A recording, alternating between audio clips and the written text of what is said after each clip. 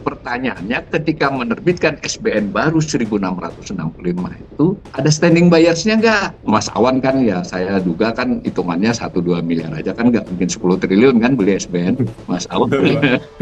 ya kita bisa bayangkan siapa yang ditemui di bondholder itu bisa bondholder meeting. Nah, ini kami nggak bisa bayar. Mereka mungkin bisa nerima, tapi apa pasti jawabannya? Secara rasional jawabannya bunga harus bayar. Dan yang penting lagi satu lagi, minta bunga yang lebih tinggi, yield kan kalau istilah kita kan. Tapi nggak usah khawatir juga Mas Awan. Biasanya kan itu yang pertama tidak dibayar, satu Bank Indonesia kan gitu toh. Kedua Bank Himbara, itu bisa dirunding kan. Jadi aman lah Mas Awan. Aman sampai dinyatakan lain nantinya. Buat proyeksi di akhir tahun lalu atau awal tahun lalu karena belum ada perang, saya melihatnya itu ya risiko gagal fiskal itu antara 20-25%.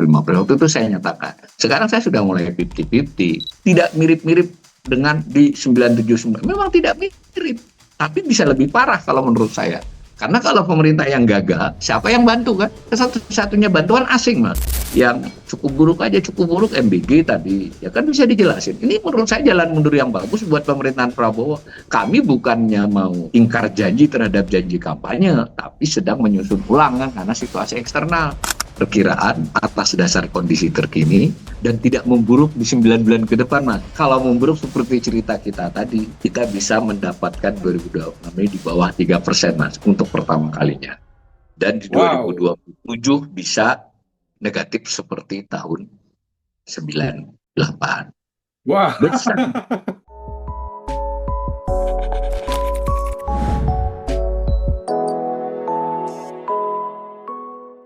Bagaimana sih ceritanya? Bagaimana hitung-hitungannya? Indonesia kok bisa sih diramalkan berpotensi gagal bayar hutang nih untuk pertama kali dalam sejarah? Kok bisa sampai sebahaya itu, Pak? Boleh mungkin diceritakan, Pak. Silakan, Pak. Mungkin wartawan. Kalau kita mempelajari hal-hal seperti itu, tentu dokumen utama yang kita periksa adalah apa yang disebut dengan anggaran pendapatan belanja negara ya APBN. Karena itu resmi dokumen yang diputuskan bersama antara pemerintah dan DPR. Jadi suka atau tidak suka itu berarti disetujui rakyat dan itu resmi. Harusnya secara hukum semua pihak termasuk pemerintah sendiri ya tidak boleh melanggar yang dia taruh di situ. Jadi misalnya belanja itu adalah plafon atas, boleh kurang, tapi nggak boleh melebihi itu. Boleh melebihi untuk hal-hal yang bersifat khusus, misalnya karena dia terkait harganya dalam dolar. Jadi naiknya bukan karena itemnya, tapi karena nilainya naik karena kurs, itu boleh. Intinya begitu. Nah, saya sejak awal, sebelum perang ini penting buat pemirsanya Mas Awan. Sebelum perang, saya sudah termasuk yang khawatir melihat APBN 2026 itu, ya kalau ibarat rumah tangga itu terlalu overconfidence itu. Percaya nih, misalnya Mas Awan yakin tahun depan ini penghasilannya gede, jadi sudah menaruh belanja yang besar, kan begitu. Nah, itu disusun pertengahan tahun 2025. Masih memang wajar karena pada saat itu bulan Juli suasananya dari sisi pemerintah, karena kebetulan saya juga kadang diundang di Kementerian Keuangan, jadi berkomunikasi dengan beberapa analis di sana. Itu pada waktu itu di pertengahan tahun itu misalnya, nah yang SBN yang dipegang oleh Mas Awan itu kan masih di 6 itu ya, malah agak 6 lebih sedikit tapi pelan-pelan turun kan. Kemudian yang kedua harga minyak juga masih di 60 sampai 65 kan seperti itu. Nah, kemudian juga tidak menyangka kalau pajak di 6 bulan kemudian di semester 2 itu mengalami penurunan yang cukup signifikan karena 6 bulan awal tuh kayaknya sih ini masih seperti yang lalu. Nah, asumsi-asumsi seperti itu membuat perkiraan pendapatan, tepatnya target pendapatan di APBN 2026 itu cukup optimis ya. Nah, dengan optimisme seperti itu, ketika 6 bulan berjalan, lalu total setahun tidak sesuai dengan ketika itu disusun, sudah ada masalah kan sebenarnya. Ini belum perang nih. Nah, bahwa pendapatan kemungkinan tidak sebesar itu. Nah, yang jadi masalah di penyusunan APBN kita itu sebenarnya sudah disadari sejak awal. Menaruh belanja itu dengan ngelirik pendapatan. Secara narasi seolah-olah belanja disusun sendiri, pendapatan disusun sendiri, kemudian di-match-kan. Tapi saya bisa mempertanggungjawabkan ini secara akademis di sini bahwa enggak juga, karena memang belanjanya melirik hitungan pendapatan. Akibatnya kan belanjanya itu optimis banget kan, mencapai berapa ya, 3.150 triliun kurang lebih ya untuk rencananya. Di situ juga pemerintah masih optimis dengan proyek-proyek strategis dia seperti MBG yang akan dieskalasi. Begitu juga dengan beberapa rencana program prioritas ya. Begitu juga dengan misal ini ya, ada rencana pembelian karena memang Pak Prabowo sebagai seorang purnawirawan jenderal mungkin juga kan ada concernnya untuk memperkuat pertahanan, maka anggaran untuk pertahanan juga dicadangkan untuk besar gitu, semacam itu.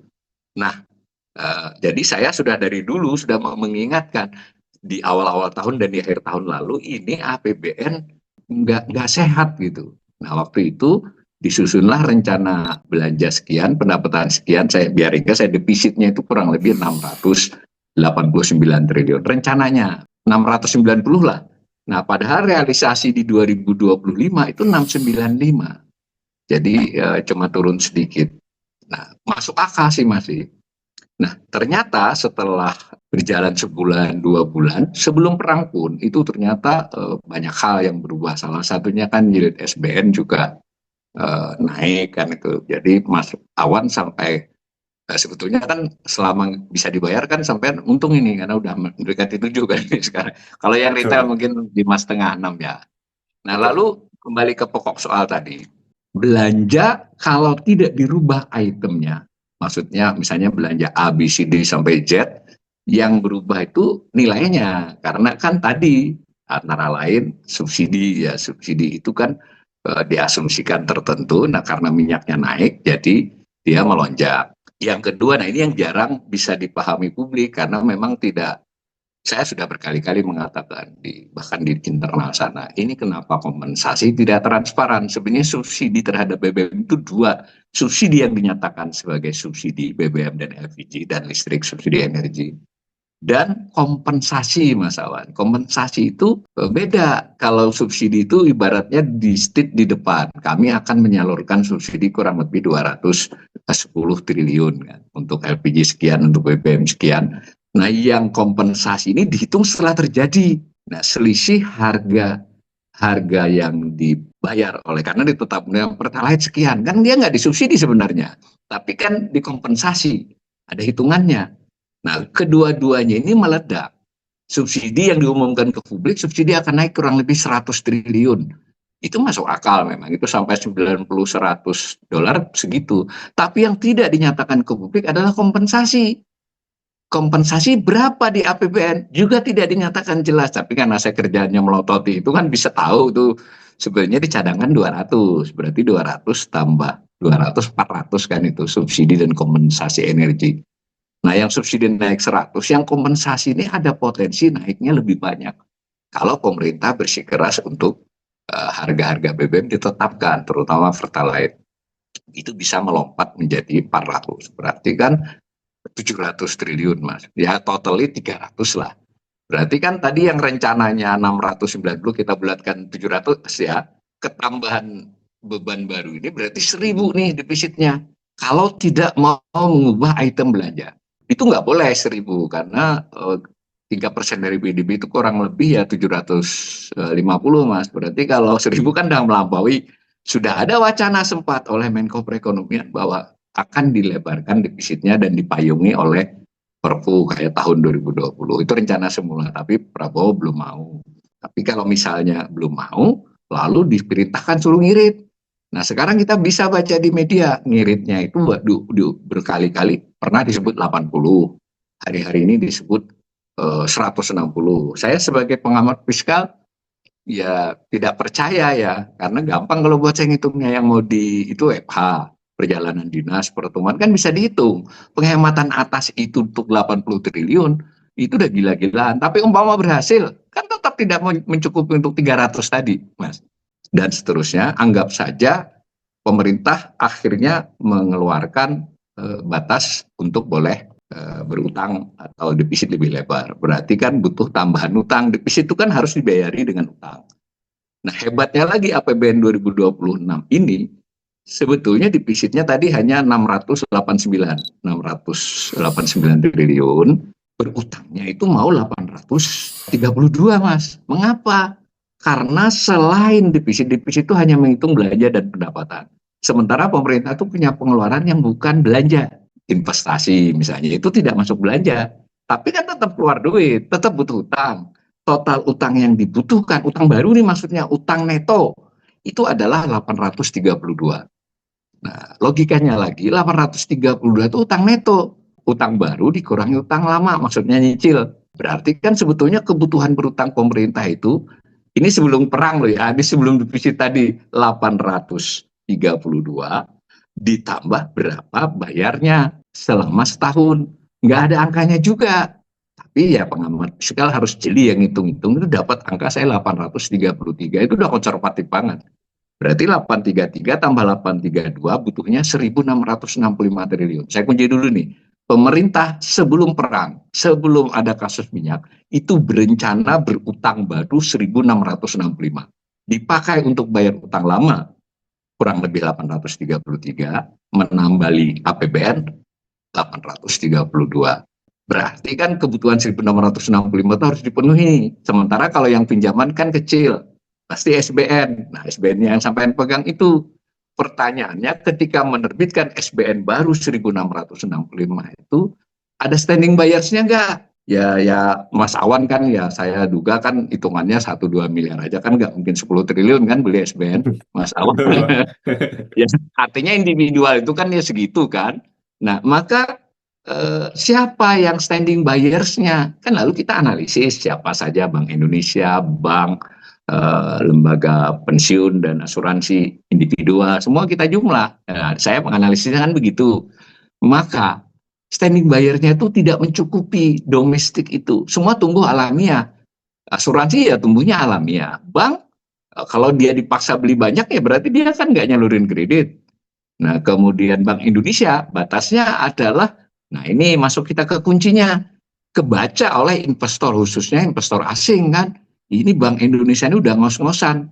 Itulah latar belakang ketika Moody's dan Fitch sebelum perang loh, Moody's dan Fitch itu memberi rating.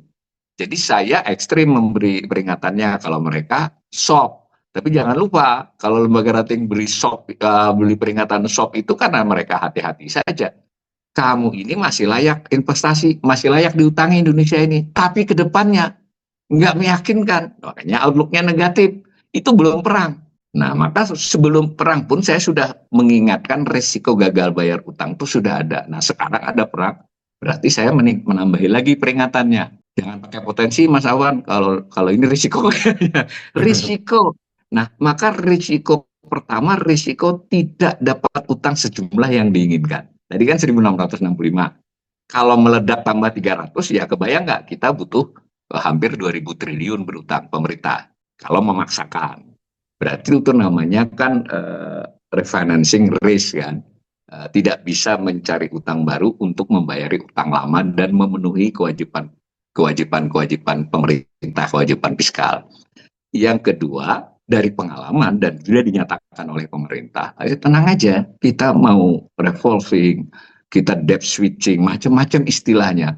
Kalau istilah individual berutang di bank itu sebenarnya restrukturisasi itu. Oke, kata bank, kita ngadu nih, perusahaan saya pribadi ini nggak bisa bayar. Nggak apa-apa, di restrukturisasi. Berarti kan kalau pokok utangnya bisa digeser nih. Tapi kan bunga tidak, Mas. Bunga kan tetap harus bayar si yang bersangkutan itu.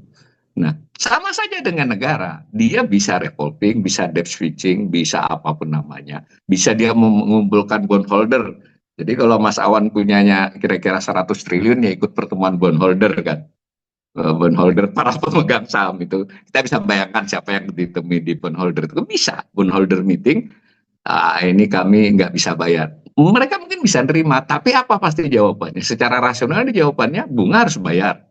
Dan yang penting lagi, satu lagi, minta bunga yang lebih tinggi. Yield kan kalau istilah kita kan, bunga bersih. Pasti sudah itu. Mau, tapi minta bunga yang lebih tinggi. Bank juga restrukturisasi begitu. Berarti muncul risiko kedua, namanya shortage risk kan. Risiko tidak bisa membayar kewajiban utang. Kalau yang pertama tadi hanya risiko tidak dapat utang untuk membayar utang. Kalau ini risiko tidak, nah di situ yang saya sebut salah satunya adalah dari shortage risk itu gagal membayar bunga utang. Jadi mungkin lebih softnya itu saya sih masih melihat potensi untuk restrukturisasi, debt switching, Bank Indonesia ikut berperan, Bank Himbara ikut berperan, masih bisa. Bondholder bisa dilakukan. Tapi yang bunga kan tetap harus dilakukan. Nah, dibayar. Nah, dari sisi itu risikonya meningkat. Apa cuma Bright awalnya yang ngingatin, saya ulangi lagi, Fitch dan Moody's juga sebenarnya udah mengingatkan. Nah, si Fitch dengan jelas itu bahwa yang masalah besar di utang Indonesia itu adalah rasio antara bayar bunga dengan pendapatannya sudah terlalu tinggi. Jadi kalau debt service, beban utang kan dua-duanya tuh pembayaran pokok dengan bunga. Tapi tadi sudah saya katakan, pokok di negara manapun termasuk di kita itu mungkin bisa dirunding kalau situasinya masih nggak apa ya, tidak sampai hancur lah. Tapi kalau yang bunga kan nggak bisa. Sudah diingatin tuh bahwa menurut si Pitch kita sudah menuju 15% lebih kata dia. Saya tidak tahu bagaimana Pitch menghitung. Kalau saya ngitungnya sudah 18,69% 2025, Mas. Hitungannya 2026 pasti di atas 19. Maka peringatan Moody's tadi kan jadi tuh. Dan kalau pakai metode lama, IMF memberi ingatan kepada semua negara, bukannya Indonesia, batas yang aman untuk fiskal dalam hal bunga itu 7-10% dari pendapatan. Nah, kurang lebih dengan cara begitu, saya melihat pemerintah ini benar-benar akan kesulitan memenuhi kewajibannya untuk membayar bunga utang. Tentu bukan di 2-3 bulan ini. Kalau berdasarkan apa ya, saya di Bright kan juga kita buat model sederhana ya, tapi power lah untuk ini. Itu akan kesulitan nanti di bulan mulai Agustus, Mas. Agustus, September, karena ketahuan. Saya melihat kemampuan APBN sebelum perang itu sudah pas-pasan, penuh dengan asumsi yang optimis. Kemudian ketika ada perang, itu dihajar lagi.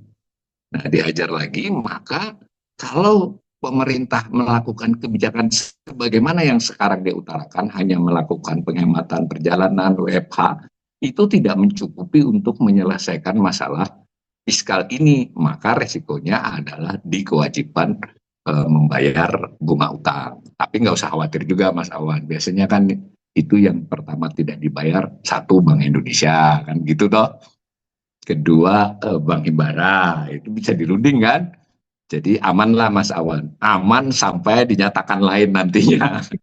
Kira-kira gitu Mas, latar belakang kenapa saya menilai kita resiko fiskal kita dalam hal bayar bunga utang ini sedang tinggi-tingginya. Bukan untuk saat kita bicara ini, 3-5 bulan ke depan. Resiko satu adalah kita pengen dapat hutang 1.600 itu minimal, tapi Iya, nggak dapat, itu resikonya. ya Nah, betul. anggaplah itu nggak dapat, kemudian kita berusaha menegosiasi dengan para bondholder dan sebagainya itu, Iya, oke lah, diperpanjang jangka waktunya, tetapi kan seperti debt collector minta bunganya naikin, ya kan? betul, betul. Bunga dinaikin, eh anggaplah kita bisa nih dapat kesepakatan itu, bunga kita naikin. Kalau ngomongin mau mengirit mah omong kosong lah ya, nggak mungkin lah. Zaman Prabowo Nggak ini kayak mungkin. Kecuali MBG dipotong, Mas, dihentikan. ya kalau MBG dipotong Prabowo turun ya, jadi nggak Nah, mungkin. itu masalahnya. Mungkin. Sekarang kan terjadi deadlock nih Pak, terjadi situasi yang tadi Bapak bilang resikonya begitu besar. Ya, Eh, Walaupun Perpu naikin defisit 4% tidak membantu. Toh kalau duitnya nggak ada gimana mau bayar utang? betul. Itu pendapat saya begitu ya. Oke, tapi tadi Bapak sudah kasih informasi juga bahwa kalaupun kita amit-amit betul terjadi default, terjadi gagal bayar, yang pertama tidak dibayar adalah Bank Indonesia, kemudian Ya, Bank Himbara. kedua Bang Ibadah. Berarti pihak SBN dan pihak asing masih agak-agak bisa agak tenang nih Pak. Kalau asing nggak dibayar, ya sudah kita investment grade kita masuk tidak layak investasi. Nggak mungkin Pak ya, pasti diusahakan bayar. Itu terakhir pasti. Mas Awan lebih terakhir lagi, Oh yang begitu. individu. Karena bahaya kan, akan terjadi keresahan di kelas menengah kan. Saya ulangi, kalau misalnya tadi Bank Indonesia dengan Bank Himbara tidak dibayar, dia dinyatakan berutang, Mas. Hmm. Jadi kan di Bank Indonesia dicatat sebagai utang pemerintah, utang piutang bunga kepada Bank Indonesia. Bank Himbara kan juga ada itu utang. Nah, di pembukaan pemerintah utang bunga. Nah, itu trik lain nanti dalam penyusunan laporan keuangan pemerintah. Ya kira-kira begitulah. Sejauh Oke. ini kita susah, tapi ya penyelamatannya itu. Dan Bank Indonesia artinya secara teknis dia nanti akan mencetak uang itu, Mas. Sebenarnya antara lain dengan dia mengeluarkan surat utang dia. Kan ada sekuritas rupiah Bank Indonesia. Belum pegang ya Mas Awan SRBI. Lebih S aman kayaknya Mas. Enggak boleh ya SRBI. individu ya? SRBI individu boleh kan? Lewat. Nanti dicek ya. Saya kalau instrumen jadi SRBI itu yang beli kan bank Hmm. asing gitu ya, beberapa lembaga keuangan. Saya tidak tahu apakah individu bisa beli. SRBI itu Bank Indonesia sudah lama nih sejak tahun 2023 berutang. Harapannya Hmm. tuh asing yang masuk. Jadi double Hmm. dapat duit dan dapat palas kan. Sejauh ini Hmm. asing masuk hanya di kisaran 25% dari total SRBI. Bahkan Hmm. sekuritas palas Bank Indonesia pun yang beli domestik. Nah, Hmm. dari duit itulah BI memakai terutama untuk pegang SBN. Jadi kan dipindah nih harusnya utangnya Hmm. utang pemerintah menjadi utang Bank Indonesia. Nah, itu sudah Hmm. dilakukan dalam 2 tahun ini. Itu yang saya Hmm. bilang tadi, ini kalau diakselerasi, deeskalasi, maaf, deeskalasi, ya risikonya pindah, pindah tapi Hmm. tidak menyelesaikan. Si moneternya tadi sakit, fiskalnya tadi kan, ini Hmm. sakitnya bisa ke Bank Indonesia. Mengapa? Para investor ngintip nih, Bank Indonesia karena punya utang banyak, karena harus menggendong SBN, ini kapasitasnya untuk intervensi moneter, operasi moneter, baik operasi falas maupun operasi rupiah, OPT dia, itu melemah. Nanti terjangannya kepada kurs, Mas. Di kurs Hmm. yang sekarang ini gitu itu juga antara lain karena mereka melihat kapasitas Bank Indonesia untuk intervensi itu makin terbatas. Nah, kan Hmm. jadinya tidak lagi sekedar gagal fiskal, tapi bisa menjadi gangguan di instrumen moneter. Kalau sudah begitu, ada di bank juga kan. Jangan lupa loh, bank itu banyak pegang SBN kan. Kalau Hmm. dia misalnya tidak dibayar bunganya di utang, ada masalah likuiditas di bank, kemana dia mintanya ya ke Bank Indonesia kan, minta likuiditas kan. Karena memang ada instrumennya. Kalau dia minta juga ke Bank Indonesia bisa bisa goyah juga. Satu lagi Mas, ini yang jarang dibicarakan publik, BPJS Ketenagakerjaan. Dia masuk Hmm. di dalam kategori asuransi dan pensiun kan. Dia Hmm. itu pegang kurang lebih 750 triliun Mas, sampai 800 malah. Pegang Hmm. SBN. Nah, dia SPN tuh. dapat SBN dari labanya, dari yieldnya itu dia bayar kewajiban dia sebagai BPJS kan, klaim dari tenaga kerja, entah itu PHK, entah itu memang sudah waktunya. Kebayang nggak kalau situasi ekonomi memburuk, kan PHK Hmm. bertambah, orang yang mengklaim ke BPJS kan bertambah. Hmm. Nah, si BPJS-nya kalau tidak dibayari bunganya, repot kan? Dibayari pun dia tetap nggak cukup kalau terjadi pemburukan ekonomi. Kemana Hmm. dia harus minjam? Dia pilihannya bisa pinjam ke bank kan?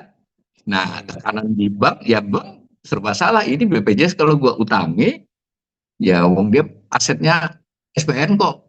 Kan menambah risiko juga. Kalau dia menglikuidkan SBN-nya, berarti kan ada supply lebih banyak lagi tuh di pasar. Pemerintah aja mau mensuplai ngos-ngosan, sekarang BPJS buang juga. Nah, Hmm. sampai kan pemain tuh, harga SBN kan masih 100, 101, paling-paling turun-turun 90. Nah, kebayang nggak kalau tiba-tiba harga SBN 90? Jadi bukan hanya gagal, sampai urusannya bukan hanya tidak dibayar bunga atau bunganya agak khawatir, tapi asetnya Mas Awan berkurang kalau harganya 90 kan sekarang. Hmm.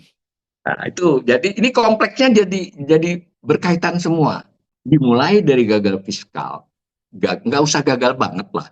Jadi ada beberapa seri tidak bisa dibayari gitu. Untungnya sekarang BI dengan pemerintah kerjasama nih. Tak apa-apa nih biar pemirsanya Mas Awad. Ini sudah dikumpulin nih. BI itu sudah milih-milih beli di pasar sekunder itu. Milih-milih yang jatuh temponya di 26, 27 misalnya. Milih-milih yang bayar bunganya tuh 3 bulanan, 6 bulanan, yang ya kira-kira gitulah. Sehingga urusannya tagihan pemerintah dan Bank Indonesia saja. Tapi nanti dulu, itu mungkin bisa dilakukan. Tapi apa pitch, modis, Nah, ini S&P belum, dan para investor-investor besar itu, hedge fund, nggak mungkin nggak tahu hal-hal beginian ini kan.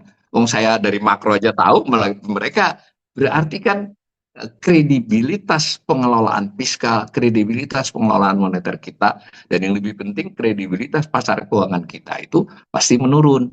Kalau menurun ya orang minta bayaran hasil yang lebih tinggi kan. Nah ini nanti rembetannya panjang mas, ke pasar saham juga kan. Ya kan si pasar saham ini kan berapa ya? 35% ya pemain asingnya kurang lebih. Ini kan wait and see sekarang ini. Ya keluar masuk landai lah. Dia secara neto kan nggak masuk selama setahun lebih ini kan. Ya masuk sedikit keluar lagi. Di SBN juga gitu. Wait and see, pemerintah optimis. Wait and see untuk nanti momentum masuk. Kalau saya kritis, wait and see untuk pergi kan jadi masalah. Nah itu mempertambah nanti logika saya di awal tadi, bahwa asing yang diharapkan masuk untuk membeli SPN bukan hanya nggak masuk, tapi keluarnya nggak perlu jual mas, yang jatuh tempo dia nggak beli lagi yang baru, bener nggak? Betul, betul. Kan banyak yang di YouTube saya tuh tanya, ini gimana kalau dia keluar siapa yang beli SBN? Ya nggak usah dia jual, dia yang jatuh tempo nggak dia beli lagi yang baru, udah sama dengan keluar. Itu kira-kira. Ini kalau terus-terusin agak serem nanti pemirsanya Mas Awan. Oke, Pak. Jadi saya berusaha membayangkan skenario kritisnya nih, Pak. Kalau skenario bagus mah gampang ya. Sekarang kita Ya, skenario kritis nih. Anggaplah SBN dia butuh sekian ribu, hutang dibutuhkan sekian ribu, 1.600 atau 2.000 atau berapa ribu lah. ya. Kemudian asingnya kesulitan, akhirnya asing tidak mau nambahin lagi atau tidak mau beli baru. Kemudian sedangkan negara kan punya tekanan, pemerintah kan punya tekanan, bunga SBN retail tetap harus dibayar, gaji PNS nggak boleh berhenti, kalau uangnya cukup sih nggak apa-apa. Nah, ini Iya. kan kalau permainan dengan BI dan Bank Himbara kan tinggal diatur. Tapi kan tadi kata Bapak tadi permainan internal ya asing pasti tahu. Nah, sekarang bagaimana nih kalau skenario kritisnya betul-betul terjadi? Uangnya terkumpul tapi betul-betul nggak cukup. Itu bagaimana, Pak? Kita kan nggak bisa cetak uang. Ya itu yang saya bilang risiko gagal fiskal itu di situ mas, secara luas. Jadi kalau pemerintah tidak mau melakukan tindakan dramatis di bulan April loh saya ingin bilang paling lambat pertengahan Mei. Kalau tidak melakukan tindakan dramatis untuk memperbaiki kondisi, maka skenario buruk ini lebih mungkin terjadi. Jadi ibaratnya waktu saya membuat proyeksi di akhir tahun lalu atau awal tahun lalu karena belum ada perang, saya melihatnya itu ya risiko gagal fiskal itu antara 20-25%. Waktu itu saya nyatakan. Sekarang saya sudah mulai 50-50. Jadi kalau 50-50 itu untuk risiko kan tidak terlalu tinggi karena risiko untuk krisis resesi itu kan harus di bawah 5% sebenarnya secara teoritis kan. Nah ini sudah ke 50. Nah berarti kan harus benar-benar waspada kan ini pemerintah. Mestinya. Nah, persoalannya tadi kebijakan satu hal, teknis hal lain. Ada lagi satu aspek yaitu komunikasi publik kan. Komunikasi publik terbagi dua lah. Komunikasi kepada rakyat, kepada kita semua netizen masyarakat. Komunikasi kepada pasar kan, investor. Dua-duanya ini menurut saya buruk. Kalau kepada netizen masyarakat itu sudah jelas lah. Saya bahkan berani nyatakan ini ketika diundang di Kementerian Keuangan ya udah 2 kali, 3 kali malah. Saya sampaikan kritik saya, tapi yang menghadapi kan analis bukan pejabatnya. Itu komunikasi Pak Purba ini nggak tepat. Kalau di situasi tertentu di pasar keuangan, pasar modal, sentimen positif dibangun dengan gaya optimis, dengan gaya berlebihan itu kadang masuk kan. Tetapi di situasi dia pegang otoritas fiskal sebagai bendahara umum negara, dia komunikasi seolah-olah duit ada kan, silakan di googling oleh pemirsa. Dia berulang kali mengatakan duit ada kan.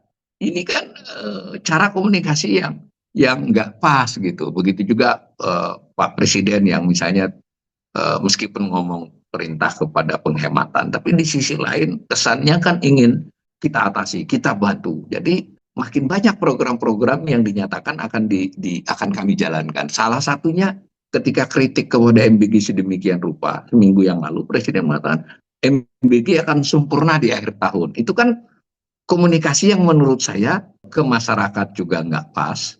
Mungkin ya sebagian terpengaruh udah oke aja nih, aman kata Pak Presiden, kata Pak Menteri Keuangan, kata Menteri Perekonomian. Tapi kan kalau pasar kan nggak bisa begitu kan, mereka lihat angka kan.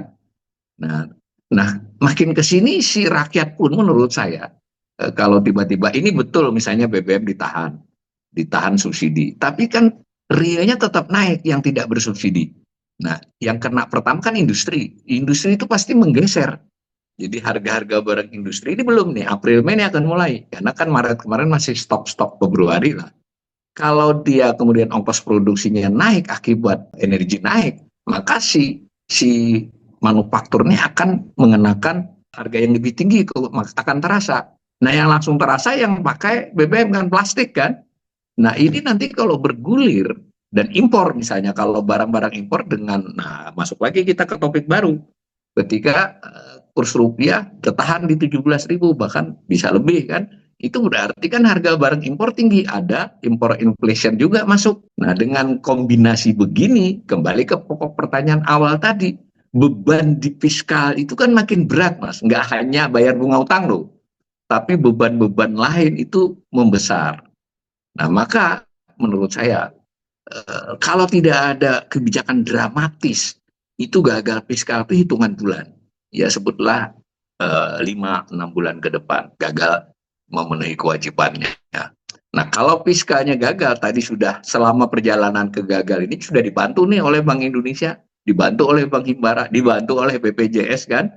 Kalau kemudian daya bantuan ini tidak lagi bisa, karena yang mau bantu juga nggak cukup lagi kan, maka kita akan menghadapi itu. Bandingkan dengan 9798, waktu itu yang gagal itu swasta, Mas Awan. Jadi swasta yang default terhadap utangnya, kewajibannya, di bail out oleh pemerintah. Jadi pemerintah bantu. Karena itu memang benar, pemerintah gak gagal bayar utang. Oleh yang berutang itu swasta kok, bahkan diambil alih oleh pemerintah, lalu dengan dukungan IMF dan lain-lain, pemerintah bisa memanage. Nah, kejadian yang sekarang ini beda kan. Yang berisiko gagal itu bukan swasta, tapi pemerintah fiskal.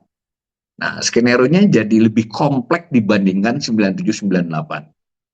Ketika misalnya pemerintah, Kementerian Perekonomian dan lain mengatakan ini nggak ada semua pertumbuhan ekonomi ini, inflasi gini, tidak mirip-mirip dengan di 979. Memang tidak mirip, tapi bisa lebih parah kalau menurut saya. Karena kalau pemerintah yang gagal, siapa yang bantu kan? Satu-satunya bantuan asing, Mas. Nah, karena itu ini boleh dong saya spekulasi. Kalau ini spekulasi, tidak ada data. Kunjungan ke Jepang, kunjungan ke Amerika, ke Jepang itu karena dulu kita pernah dapat 2012-an SBN yang berupa yen itu kan berdenominasi yen itu besar itu Mas untuk ukuran tahun itu. Nah, ini diharapkan kita akan mengeluarkan lagi yen yang diserap oleh Jepang. Kompensasinya lalu juga ada rundingan lah. Udah proyek Jepang yang apa itu kemarin tertunda itu boleh. Tapi Jepang kasih utangan kita dengan cara beli SBN. Nah, SBN baru nanti yen gitu. Tapi jangan lupa waktu 2012-an itu kita terbitin yen, suku bunga di Bank Sentral Jepang itu nol, Mas. Yield-nya di sana mendekati nol. Sekarang yield-nya 2,3, 2,4. Bank Sentral juga di 2% kan. Artinya kalau ditambah dengan selisih kurs yen dan rupiah, nanti kita kalaupun Jepang mau, yield-nya juga nanti dirupiahkan ya gede juga kan. Mungkin buat pemirsanya Mas Awan, yield ini nanti dampak langsungnya, umpama nggak gagal nih ya, itu kan di APBN disebut 599 triliun Mas bayar bunga sepanjang 2026. Nah, akibat diskusi kita ini kan, itu bisa melompat menjadi 6,5-700 kan lain lagi nih, bukan subsidi loh. Di situ campuran karena utangnya itu kan ada yang palas 29%, maka dia ketambahan di situ. Pemerintah selalu bilang nggak usah khawatir, aman karena yang pegang utang ini domestik. Ya, sebenarnya nggak benar itu Mas. 29% itu sangat signifikan, tetap akan pengaruh sehingga bayar bunga utang juga membengkak. Karena itu saya termasuk ekonom, kalau tidak ada perubahan item belanja secara dramatis, kita defisitnya akan 1.000 triliun. 1.000 triliun berarti utangnya bukan lagi 1.600 tadi Mas, ke 2.000 cari utangnya 1.600 saja susah, apalagi 2.000. Satu-satunya standing buyer, dua lah standing buyer kita hanya Bank Indonesia dan Bank Himbara. Sementara BPJS Ketenagakerjaan dia hanya naik organik kalau tidak disertai dengan klaim yang meningkat dari tenaga kerja akibat PHK kan. Dana haji juga standing buyer kita. ya, yang sukuk, yang ini kan. Tetapi kita juga tahu komponen-komponen biaya haji ini di tahun ini dan tahun depan akan meningkat karena banyak faktor kan, transportasi, kurs. Intinya saya berpendapat gagal bayar itu bukan hanya melihat angka bayar bunga, Mas, tapi kompleksitas hubungan antar belanja negara, pendapatan, kemudian hubungan dengan moneter, hubungan dengan bank himbara dan pasar, termasuk pasar saham tadi kan.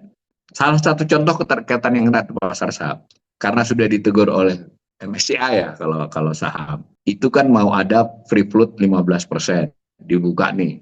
Nah, untuk mencari free float 15% kan nggak mudah. Kemudian dibuat aturan, udahlah yang asuransi dan pensiun itu mau ditingkatin. Kalau sekarang tuh pegangnya BPJS itu di kisaran 5-7%, Mas, yang besar tadi kan di SBN. Dia dibolehin sampai 20%. Semua tuh mau taspen mau ini. Nah, kalau begitu kompleksitasnya tambah lagi nih. Kalau mereka membagi duitnya di saham dan di SBN, kembali lagi SBN kan tidak ada yang menyerap. Nah, hitung-hitungan kompleksitas seperti itu yang membuat saya bersikeras untuk mengingatkan bahwa nggak bisa lagi di-manage dengan perundingan tadi. Rundingan hanya menyelamatkan 2-3 bulan ke depan. Setelah itu jebol. Itu, Mas. Jebolnya jadi berturut-turut itu kan. Mungkin Mas Awan mau menanyakan bahwa ini jangan dilihat ini lalu beberapa minggu, enggak, ini bisa hitungan hari ya, hitungan hari atau bersamaan antara kurs gagal bayar utang. Ini hari ini kan ada informasi tentang defisit di DPR, Menteri Keuangan rapat RDP dengan DPR, disampaikan di bulan Maret ini, Mas, 240 triliun defisitnya. 240 loh. Dari rencana 689, ya itu sudah sepertiga, 3 bulan sepertiga, dan biasanya di 3 bulan pertama tuh bahkan bisa surplus karena kan belanja-belanja yang ini kan belum sepertiga. Itu informasi pertama. Yang kedua, saya tadi pelototi, saya lihat sampai ikutin live sekali-sekali, itu disebut bahwa kita dapat pembiayaan anggaran ya lebih 200 berapa gitu. Tapi kalau dibandingkan dengan tahun lalu, pembiayaan itu artinya ngutangnya, Mas. Kita bisa cari utangnya itu sampai bulan Maret ini lebih sedikit dari tahun-tahun yang lalu. Dan sebagai pelaku pasar, Mas Awan juga tahu bid cover to ratio-nya turun drastis. Beberapa seri SBN itu 1,2, 1, artinya udahlah asal lu nawar berapa aja gua kasih kan. Sementara begitu, memang masih di 6,9, 6,86 yang 10 tahun. Tetapi ke depannya potensi untuk mengarah ke 9, 10 dengan harga SBN di pasar sekunder 90, 92 itu tinggi. Tergantung Mas Awan nyalinya seberapa. Sementara pegang untuk, ya, tapi hati-hati kan, dapat bunga tinggi tapi pas mau jual harganya jatuh. Nah, itu saya nggak tahu, itu Mas Awan pelaku lebih tahu dari saya. Cuma saya nalarnya tahu, bener kan, nalar saya begitu. Wah, ini kompleksitas ini diperparah oleh sentimen. Sebetulnya harus saya akui, 17.000 itu ketinggian, Mas. Sebetulnya 16.000 kita itu kurang lebih harusnya. Berarti kan selisih 1.000 tuh. Mengapa? Jadi benar Bank Indonesia, pemerintah juga benar. Faktor fundamental kita rupiah itu harusnya nggak 17.000. Tapi gampang jawabnya kalau ekonom atau pelaku kan. Yang 1.000 itu adalah premi yang ingin diambil kan. Karena dia punya ekspektasi ke depan rupiah akan begini. Maka saya mau pegang. Tapi 17.000, pemain palas lagi toh. Dibuktikan juga oleh yang namanya lelang DNDF kan, domestic non deliverable product. Itu kalau nawarin 17.000 misalnya, Mas, untuk 3 bulan nggak ada yang ngambil. Ketika 17.100 itu ada yang ngambil sekian. Artinya ke 3 bulan ke depan nggak ada yang punya proyeksi pelaku bahwa rupiah akan di bawah 17.000. Nah, ini kompleksitasnya. Nah, sementara BI terus melakukan operasi agar bertahan di 17.000-an. Berapa lama? Saya udah katakan lagi 5-6 bulan nanti dia harus intervensi pasar, dia harus pegang SBN, ya toh, dia harus nanti mengatur likuiditas di perbankan karena mungkin nanti perbankan sedikit kesulitan, dia juga harus terbitkan SRB agar dibeli asing. Nah, berebutlah di pasar itu sumber-sumber itu. Makin disimulasi. Kalau tidak ada tindakan radikal, saya benar-benar menekankan ini. Ini kan seolah-olah as usual itu. Yusuli udahlah, paling kita mau FH apa. Lalu itu apa Mas? Dapat 80 triliun di kebutuhan 300 500 triliun 80 triliun enggak? 80 juga masih rekaan. Dengan diatur begini-begini akan dapat segitu. Enggak seketika dapat 80. Penghematan yang dimaksud ini tidak jadi belanja, bukan dapat duit loh. Jadi penghematan 80 triliun yang dihitung-hitung sementara ini adalah perhitungan tidak jadi keluar 80, bukan dapat duit 80. Kita bicara day per day, man to man kan. Agak ekstrim saya ini. Karena kalau nggak diomongin begini, repot kita ini. Terima kasih Pak Aurel ya. Ini tadi Bapak mengatakan komunikasi publik dan yang buruk ya, komunikasi publik Buruk. kepada Kalau publik saya yang tegas buruk, buruk. kepada asing Komunikasi juga buruk. kebijakan ekonominya buruk. Ya, Ya, setuju buruk. Pak ya. Purbaya mengatakan uang saya ya, padahal itu uang rakyat semuanya. Ya, itu salah Gaji dia satu. pun dari uang rakyat ya. Masih banyak katanya. Yang kemarin dia bilang 400 T dibuang ke Himbara itu sampai sekarang nggak jelas tuh kabarnya Pak ya. Iya, iya. Saya minta informasi 400 T ke bank-bank itu jadinya apa sekarang? Sampai sekarang nggak dikasih informasinya Pak sama PPID-nya Kemenkeu. Jadi tadi Bapak mengatakan ini 1.600 bahkan sampai ke 2.000, pokoknya angka ribuan deh yang kita butuhkan di Iya, iya. tahun ini. Iya, Kita membutuhkan tindakan yang dramatis dan radikal. Kan cuma ada iya, dua kemungkinan, mengurangi iya. beban atau menambah penghasilan. Iya, Kalau betul. kurangin beban, sepertinya udah nggak mungkin. MBG nggak mungkin nggak mau dihapus, korupsi jalan terus. Jadi beban ini kayaknya ketahan. Kemudian penghasilan turun terus nih, karena semua sudah diperas nih. Kemarin ada konglomerat pada diperas, semua udah diperas. Nah, Iya, jadi iya. satu-satunya cara adalah menambah hutang, Iya, memaksakan SBN ini harus jadi. Nah, iya. pertanyaan saya adalah SBN ini apakah pasti akan berhasil? Yang kan sekarang Pak Prabowo sudah muter-muter ke seluruh dunia Iya. minta minta hutang SBN. Apakah ini sesuatu skenario yang pasti berhasil walaupun dengan bunga yang tinggi atau dia masih mungkin gagal, Pak? Saya menganggap masih mungkin gagal, tapi memang peluang untuk dapatnya ada. Karena kan begini, mereka sudah punya duit di Indonesia kan. Ya kita sebut saja lah nama ya hedge fund seperti BlackRock, dia sudah ada di pasar saham dan dia sudah ada di SBN kan begitu. Ya kemudian apa namanya klien dia kan, kliennya si BlackRock di Indonesia kan juga main di saham, main di, artinya kompleksitasnya ada. Karena itu MSCI juga beri peringatan kan, pakai lampu kuning dulu kan, nggak langsung lampu merah. Moody's dengan Fitch juga begitu kan, kasih lampu kuning dulu. Nah nanti baru lampu merah. Nah artinya saya harus juga fair bahwa bisa saja upaya. Tentu presiden kan ada ditemani oleh tim negosiator dia kan, mungkin saja dia dapat, mungkin. Tapi berdasarkan kondisi internasional itu lebih sulit dibandingkan misal pada tahun-tahun yang lampau. Ini beda nih. Misalnya ketika Amerika longgar karena dia quantitative easing, dia mungkin akan quantitative easing, tapi polanya beda dengan di tahun-tahun 10-20 tahun yang lalu. Dia urusannya adalah American first kan, itu sudah kita tahu semua. Dan jangan lupa loh, yieldnya US Treasury juga bisa dikatakan tertinggi dalam beberapa dekade ini kan. Nah, kemudian Jepang, saya ingin katakan tadi, Jepang juga tidak sedang longgar. Ya, tidak sedang longgar. Dia juga harus mengatur fiskalnya. Kemudian negara-negara lain, semua negara ini sedang kesusahan akibat perang. Nah, masuk ke situ kita, semua butuh ngutang. Memang yang mikir ngutang cuma kita. Malaysia juga mikir, Thailand juga mikir, Vietnam juga mikir, semua. Jadi mereka semua berusaha memperbaiki kinerja fiskal dia, kinerja industri keuangan dia, agar orang masuk ke dia.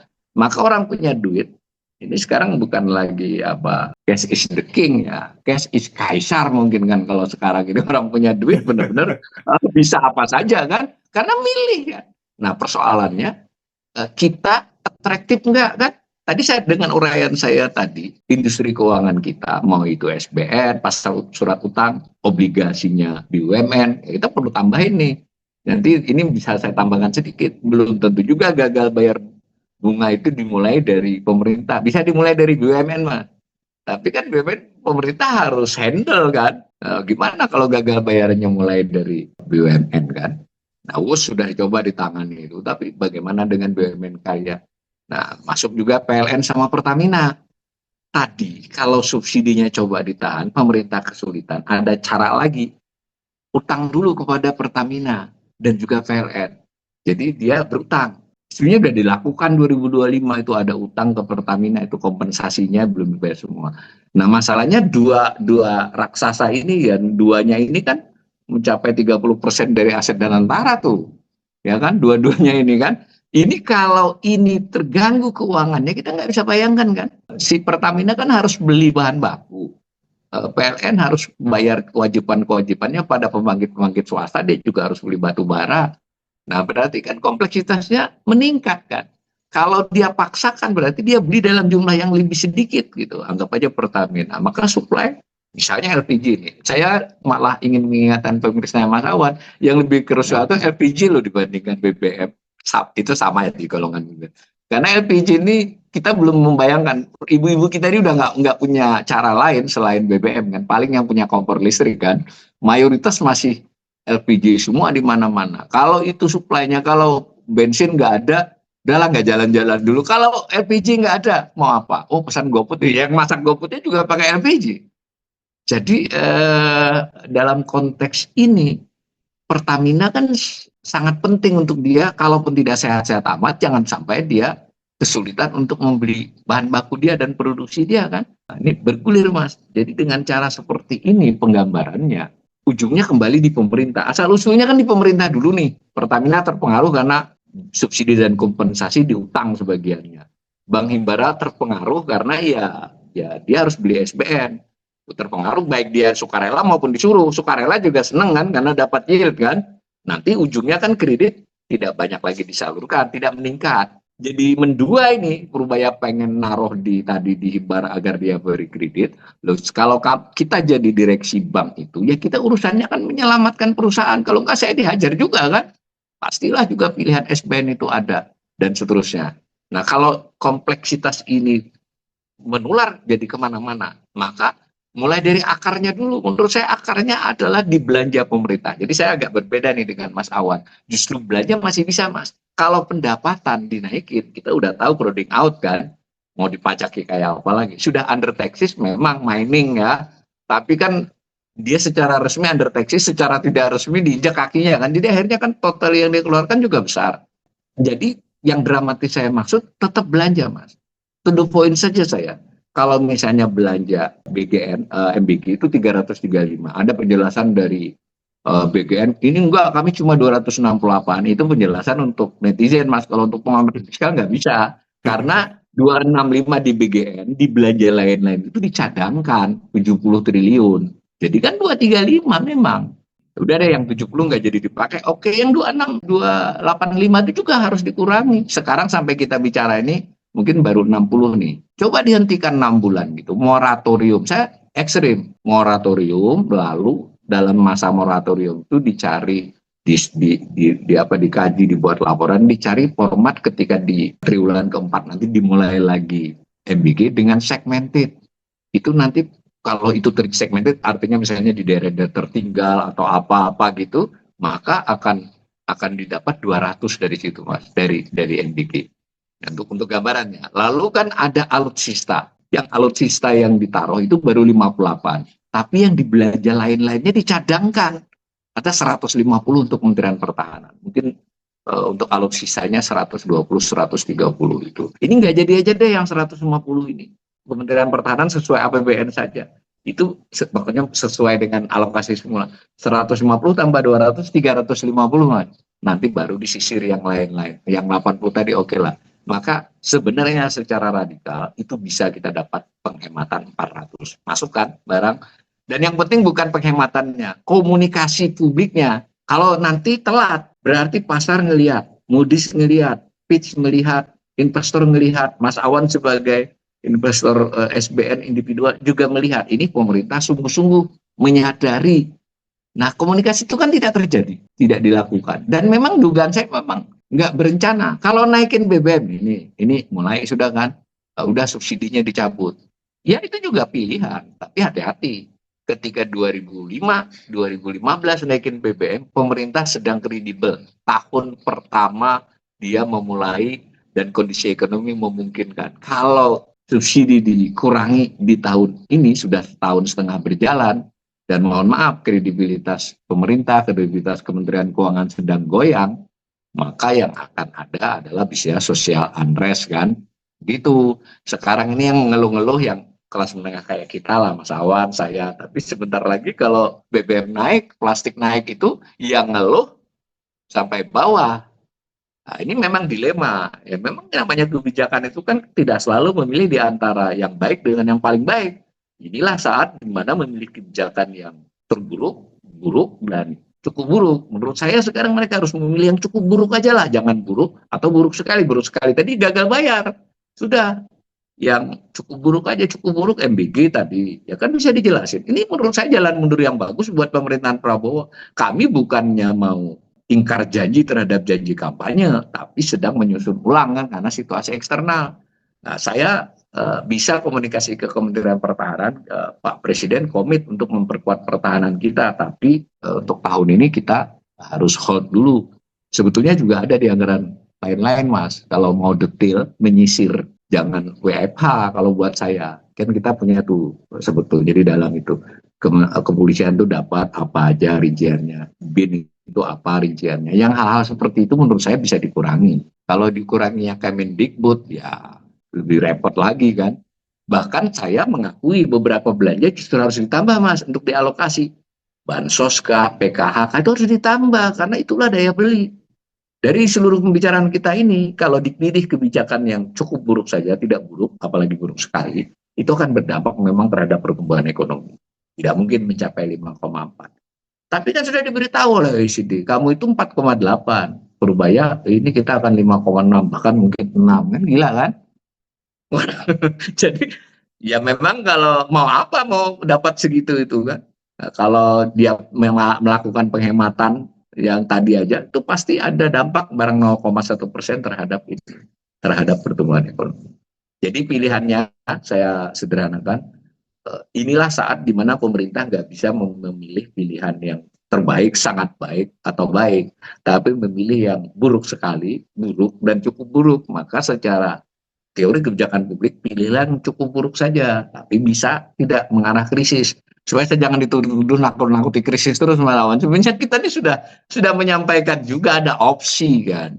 Akui dulu sense of crisis. Sense of crisis itu bukan perasaan ini sudah krisis, enggak. Komunikasi publiknya itu ingin menyampaikan kepada masyarakat bahwa situasi kita ini cukup sulit. Pemerintah sudah sedang berusaha dan insya Allah kita akan bisa menangani dia sampai krisis. Itu sense of crisis. Tapi kalau ngomongnya duit kita banyak, itu nggak ngerti tuh modis sama pitch itu fundamental kita kuat kan. MSCI itu ya nakut-nakutin aja. Kalau begitu komunikasinya, duit kita masih banyak. Akhir tahun MBG akan sempurna. Apa yang dibaca? Dibaca oleh investor.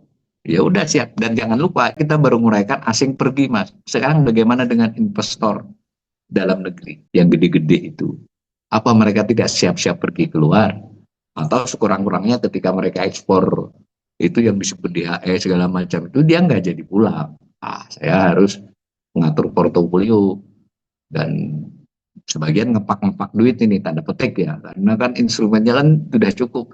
Nggak boleh beli dolar ya sampai 50.000 saja, kalau nggak harus berikan ini.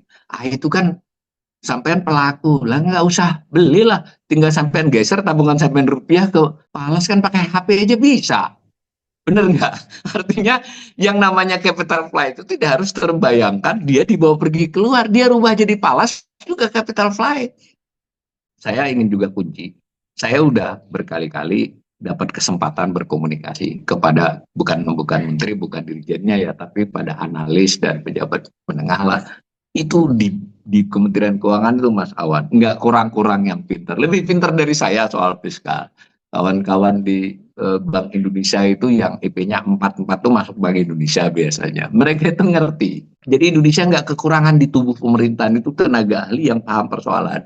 Tapi kelihatannya, ini subjektif saya menduga mereka kesulitan menyampaikan analisisnya kepada yang lebih atas, apalagi sampai ke presiden. Kan begitu. Kalau itu yang tidak terlihat di publik, tersumbatan pimpinan tertinggi atau bahkan menteri mendapatkan informasi yang presisi dari anak buahnya. Semua takut kalau memberi berita buruk. Pak, peristiwanya buruk, kalau saya kasih berita buruk, saya yang bawa berita yang dihajar, kan lucu kan?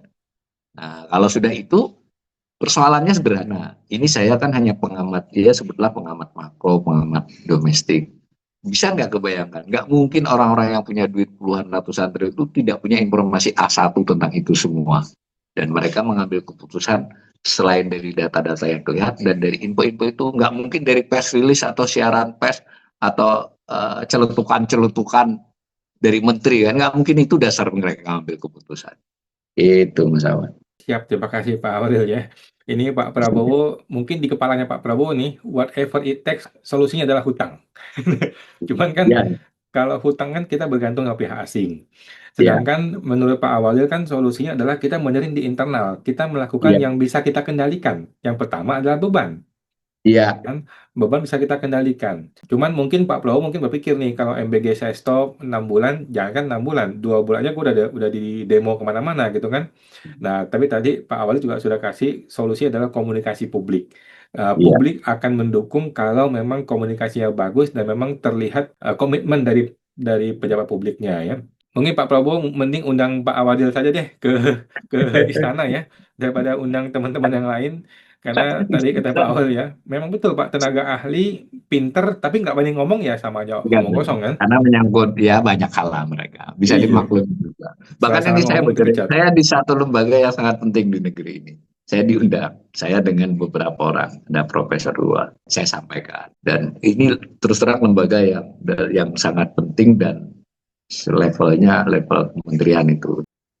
Oleh pimpinannya, ini semua usulan dari Bapak, terutama Pak Walil, kita catat akan kita sampaikan kepada Presiden. Tapi melewati dulu Menteri Menteri katanya. Dan sambil bercanda, meskipun bercanda, kita nggak yakin juga sih ini akan sampai. Jadi artinya ya seperti itu, Mas. Yang Iya, kita iya. khawatir. Dan yang penting bukan soal saya pribadi atau siapapun. Ketersumbatan ini tidak mungkin tidak diketahui oleh para investor. Itu Mas kuncinya. Pendapat kayak saya ini kan pendapat yang lazim sebetulnya di kalangan yang independen. Tetapi tidak sampai mungkin dugaan kita nih. Jangankan ke presiden, Pak. Purbaya saja nggak sampai bisa jadi. Karena itu dia mereaksi, yang direaksi yang di medsos. Ya toh? Nah, ini nggak apa-apa nih, medsos dengan medsos ini. Kebetulan saya kenal baik kan sama Ferry Latwi. Yang direaksi pernyataan Ferry di berbagai medsos. Kalau memang mau tahu argumennya Ferry, undang aja Ferry-nya. Ya toh? Betul, Berdiskusi betul. ya kan? Atau bagaimana lah begitu di reaksi seperti itu, medsos lawan medsos. Kita bisa membayangkan keputusan penting dari bendara umum negara. Menteri Keuangan itu nggak sekedar menteri, Mas. Itu menteri sedet paling tertinggi sebetulnya di negeri ini. Itu didasari oleh perbincangan medsos dan rasa sentimen suka dan tidak suka. Kita nggak mungkin nggak dibaca oleh investor itu. Nah, saya udah komunikasi sama Ferry. Udah Ferry, coba gimana nih? Saya manggil bro kan, itu memang orangnya gitu. Nah, kita ada ngomong off air lah, yang on air bisa dilihat di YouTube saya. Yang off air sebenarnya lebih serem. Saya bilang, Anda ini bro, kayaknya juga sentimen negatif sama Purbaya. Ya ceritalah. Ya, saya bilang gini aja, bersedia nggak sebetulnya? Jangan soal sampean suka nggak suka dengan Purbaya. Dan sebaliknya ya, mestinya kita harus berdiskusi yang teknis. Jadi sudah sampai ke situlah. Terlepas saya kenal dengan Ferry dan lebih ya otomatis lebih mudah. Saya merasa terlepas dari gaya dia kayak gitu, Ferry ini lebih berdasar menurut saya kan. Dia punya dasar pendapat. Saya nggak setuju seluruhnya ya. Punya dasar. Sementara Purbaya so far sejauh ini yang diutarakan itu membangun sentimen positif, bukan basis saya punya data. Ini ngomongnya punya data, datanya nggak disampaikan. Satu saja nih, ya kan? Satu saja bahwa Kementerian Keuangan di zaman dia ini ngumumin posisi utang tuh 3 bulan sekali, Mas. Sekarang dulu sebulan sekali. Terus yang kedua tidak mengumumkan kalau Anda masuk ke laman SBN, ini kan suka SBN tuh selalu telat. Sekarang posisi penerbitan SBN resume cuma sampai Januari, kebayang nggak? Ini kita sudah April nih. Itu dulu nggak pernah telat yang begitu. Paling pengumuman lelang. Kalau orang pengamat kayak saya bisa saya ambil dari lelang tuh saya masukin. Tapi itu kan menunjukkan transparansi yang makin rendah. Di sisi lain Bank Indonesia mulai tidak mengumumkan minggu ini berapa masuk di SBN, di saham kan. Kalau cara-cara berkomunikasi seperti ini diteruskan, ngomong aman, ngomong bagus, ngomong segala, ada datanya, kita sudah punya model, modelnya kita tidak tahu, datanya kita tidak tahu, dan jangan lupa, ya orang-orang seperti saya, Ferry, itu juga bisa ngitung. Ya mungkin tidak sepresisi kalau mereka yang ngitung, tapi kan ada dasarnya. Dan yang lebih heboh lagi, saya ingin sekali lagi ingatkan pemirsa Mas Awan, tidak mungkin investor asing yang besar-besar, investor domestik yang besar-besar tidak punya analis yang andal, Mas. Itu sudah yakin saya. Nah, begitu juga Oke. Fitch, Moody's, dan seterusnya. Oke, siap. Makasih, Pak. Jadi, si Pak Purbaya dan kawan-kawan dan Pak Prabowo yang berhentilah menjadikan kritikus sebagai musuh. Kita bukan Iya, musuh. Kita betul, sama-sama orang yang cinta sama negara ini ya. betul. Saya adalah orang yang tidak ingin negara ini default. Kalau negara default, SPN saya nggak dibayar bunganya. Betul, betul. Saya juga ini perlu saya disclaimer. Saya Hmm, keras mengingatkan itu kan. Tadi masih 50-50 kan. Peri lebih keras dari saya. Itu dengan maksud yang 50 yang tidak terjadinya betul. yang diatasi gitu. Betul. Jadi kalau negara rusak kita semua kacau balau. Ya, Nah, terakhir betul. Pak. Pak Awalil bagaimana menurut Pak Awalil mengenai Purbaya 6%? Nah, ini gimana nih 6% nih? Gimana ceritanya bisa 6%? Bapak bayangkan deh, gimana sih ceritanya negara ini bisa dapat 6%? Ya, udah jelas nggak masuk akal ya. Bisa masuk Oke. akal kalau dia bisa maksa BPS gitu. Dan bahkan jujur saja di kalangan ekonom di forum-forum kita yang lebih tertutup sama-sama berhitung 5,11 itu saja overestimated, Mas. Itu mungkin harusnya 4,8. Jadi kira-kira 0,3 selisihnya. Terutama di triwulan 2. Jadi 0,3 nih dari 25.000 kalau PDB nominalnya kan 23.821. Nah, caranya mengukurnya kan 23.821 itu dari apa saja. Bisa dari komponen, bisa dari sektor.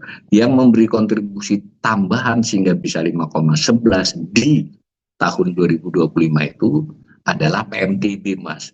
Pembentukan modal tetap bruto investasi lah. Tapi ketika ditelisik lagi si investasi itu ada yang namanya mesin dan peralatan. BPS tidak mengungkapkan apa saja itu. Nah, saya sebagai ekonom nyari tahu. Nah, itu adalah alutsista, Mas. Alutsista strategis. Tambahannya ya, tambahan 0,3. Kalau itu dibuang, nggak dapat tuh 5,1. Kemudian ada beberapa mesin peralatan yang masuk ke industri hilirisasi di Minerba, Timika, dan lain-lain yang menurut aturan dia diimpor. Ya dia memang nanti akan masuk ke PDB. Kan padahal produksi luar tuh dimasuk kalau dia mulai beroperasi untuk memproduksi. Kalau dia baru diimpor dihitung, itu nggak benar sebetulnya. Nah, misal itu. Nah, kalau misalnya 2025 mau 6%, andalannya kan itu. Karena sudah berdanantara, sudah banyak proyek yang mau masuk, nanti banyak masuk tuh investasi di sektor-sektor yang waste energy atau sebutannya waste energy, tapi kan gede-gede itu kan. Begitu juga Minerba. Itu masuk berupa mesin peralatan dan bangunan yang dibangun di sana, kelihatannya itu bisa deliver masih, ada potensi kan. Nah, begitu juga alutsista. Kalau misalnya alutsista ngikuti saya tadi skenario cukup buruk tadi kan nggak jadi nambah itu Mas di situ. Terus apa tadi investasi tadi jangan lupa itu sebagian cukup besarnya juga Cina kan. Nah, bagaimana kalau Cina mulai nggak begitu nyaman nih? Indonesia ini kok makin hari makin miring ke sebelah sana bukan ke kita lagi. Kalau dia mau gimana? Maksudnya nggak seluruhnya. Jadi kompleksitas ini membuat perhitungan 6% itu nggak masuk akal. Sementara konsumsi kan sudah jelas stuck ini. Ya toh? Sudah terjadi stagnasi di konsumsi. Orang tidak hanya makan tabungan tapi mantap. Tapi maut sudah makan utang sudah mayoritas. Banyak rakyat Indonesia kelas menengah terutama. Nah maka dorongan di konsumsi nggak ada. Lalu ekspor. Ekspor so far ya masih lebih daripada impor, tetapi nggak mungkin meningkat pesat dengan situasi global seperti ini, malah impor. Jadi cara menghitung 6% dia itu menurut saya nggak usah 6 lah, 5,4 yang seperti APBN itu 5,4, yang mau 6% itu kan Pak Purbaya. Dari dulu kan dia begitu, waktu 2012 juga udah bilang begitu. Versinya seperti apa? Umpama BPS dibiarin ngitungnya agak sedikit bluffing gitu ya tetap aja dapat 5,2. Kalau real ya benar OECD itu 4,8. Jadi 4,8 itu adalah perkiraan atas dasar kondisi terkini dan tidak memburuk di 9 bulan ke depan, Mas. Kalau memburuk seperti cerita kita tadi, boleh dong saya menakut-nakuti pemirsanya Mas Awan. Kita bisa mendapatkan 2026 ini di bawah 3% Mas untuk pertama kalinya. Dan di Wow, 2027 bisa negatif seperti tahun 98. wah, Besar. Ya, jadi sangat bisa. Kalau waduh, ya saya ingin agak sedikit vulgar lah. Kalau masih dablek pemerintah, sudahlah lebih bagus tumbuh 5,0, 5,1. Tapi tadi semua di ini fiskal aman, moneter jadi aman, rupiah tidak jauh-jauh dari 17.000. Kalau lebih kredibel dia akan naik akan menguat ke 16,5, mendekati keseimbangannya. Tapi kalau terbalik skenario-nya, rupiah melompat-lompat, melompat-lompat dulu lah, nanti lompat banget. Capital outflow-nya oleh asing yang jatuh tempo tidak beli lagi atau yang di dalam apa atau keluar, dan orang-orang yang punya duit di Indonesia juga mulai mikir-mikir keluar, baik keluar langsung maupun nukar dengan falas, itu kompleksitasnya jadi rumit. Dan jangan lupa Bank Himbara ditambahi kebebanan Popdes merah putih, gitu. Dia ngutangi itu dibayar oleh APBN. Nah, itu nanti kan APBN yang bayar nggak ada duit bayar ke Bank Himbara, bleedingnya kayak apa di Bank Himbara? Bank Himbara juga sudah dikasih outlook negatif oleh Moody's dan oleh Fitch, cuma sudah wow. dikasih itu. Memang biasanya teorinya kalau negaranya kena outlook negatif, banyak banyak bank itu juga kena outlook, tapi nggak semua. Buktinya ada beberapa bank yang nggak outlook negatif. Artinya ada analisis di sana di lembaga rating. Ini bank-bank ini kebanyakan pegang SBN, maka nanti dia juga kena outlook negatif. Kalau ulangi lagi skenario buruknya, fiskal gagal hampir bersamaan ke Bank Indonesia keteteran, hampir bersamaan bank khususnya Bank Himbara goyang, hampir bersamaan BPJS mungkin bayar klaim agak sedikit ketunda-tunda. Nah, lalu mau nggak mau dinaikin BBM. Jadi serba salah nih naikin BBM di bulan September. Di situasi sudah rumit naikin. Waduh, Wah, kita sosial unrest Mas. Dan saya sudah katakan tadi bahwa harusnya kalau langkahnya benar kita tumbuh di 5%, bukan 6. 5,1 udah bagus itu. Kalau maksa kita bisa di bawah 3 justru, bukan di bawah 5 lagi. Dan lebih bagus ya bagaimana lagi ya, saya ingin mengingatkannya, sense of crisis itu jadi kata kunci.